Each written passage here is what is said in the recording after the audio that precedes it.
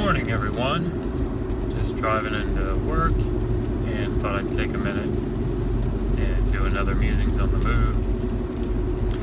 I was talking to Megan last night and we were discussing how we're going to do something that I didn't know existed, apparently. Something called Ask Me Anything, or AMA, and we're going to do it about Mesopotamia, so Ask Me Anything about Mesopotamia. And one of the interesting things that I think about when I talk to people on YouTube, or particularly when I talk to them live, is, you always wonder, do I know enough about this topic to be able to answer whatever question they may have? Because you always think to yourself, well, even something like your dissertation topic, the thing that you spent 3 or 4 years on, do I know everything about it? And of course you realize, of course I don't know everything about it. So then is somebody going to ask you a question and you're not going to know the answer to it? And there's always this feeling that, oh man, what if I don't know? And what if I can't answer their question? How foolish that'll look. One of the things that I've realized or noticed over the years is that when someone is new to a topic or has done, cursory research into it, of course they wouldn't believe that it's cursory research, but they've read a book or two, or they've watched a bunch of YouTube videos or something on it, or they've Googled it and read the Wikipedia page and maybe clicked on a couple of the links. They get this sort of what I consider to be a false sense of security that they know about this topic. And so that if you ask them a question about it, if they're at that level of understanding, the response is usually very definitive, right? This is what this means. This is what that means.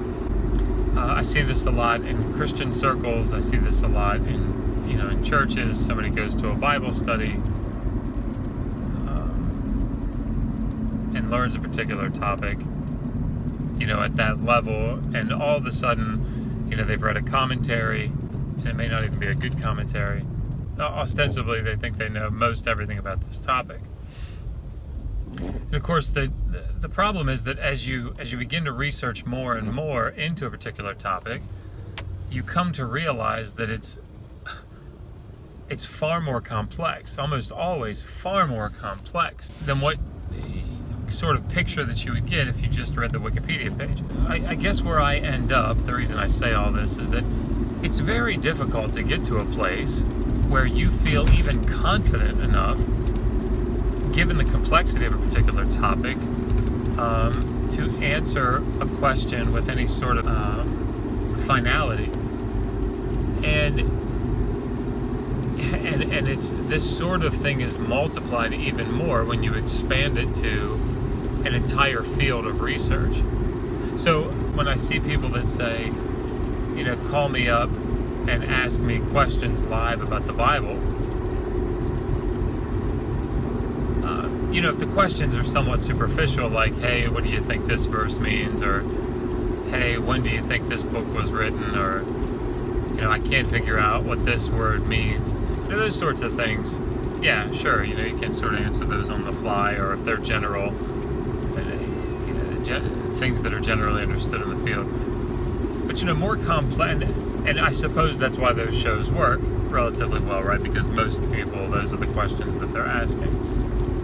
But I suppose what I'm saying is that a good researcher is someone who knows where to look to find the answer.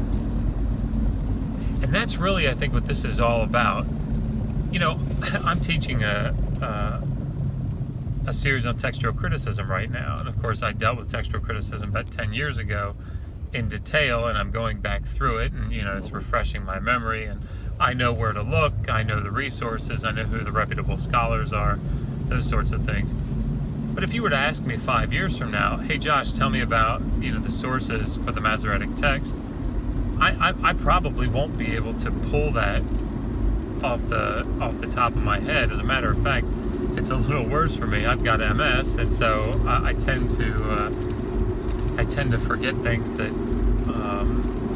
I used used to not forget, which is very frustrating. But nonetheless, I know where to look to find the answer. Guess what? You're going to hear me and you're going to hear Megan say, if you ask us questions, you're going to hear us say, I don't know. And that's a good thing. Because I tell you, I had an interview this weekend. This young man had me on. And I asked him some questions. And if you've seen the video, you know what I'm talking about. There were about 15 times that I wish he just would have said, I don't know enough about this. I'm not really sure. That would have been so refreshing. But because in his mind, if he admitted that he didn't know something, I don't know this to be true, but I suspect it, but if he admitted to himself or to someone else that he didn't know something, that would show weakness on his part. It would show that he wasn't really a smart person or something, an educated person, whatever. And I just think that it's so important to be able to say, I don't know, but I know how to find out. So come participate and ask me anything about Mesopotamia, and bring your tough questions, but just, be ready for us to say, I don't know, but I'm going to go find out, and I'm going to make a video, and we'll put it up, because that's an important question to have answered. That's it for me this morning. Until next time, subscribe to our channel, become a Patreon, and join H.A.P.S, Humans Against More Scholarship.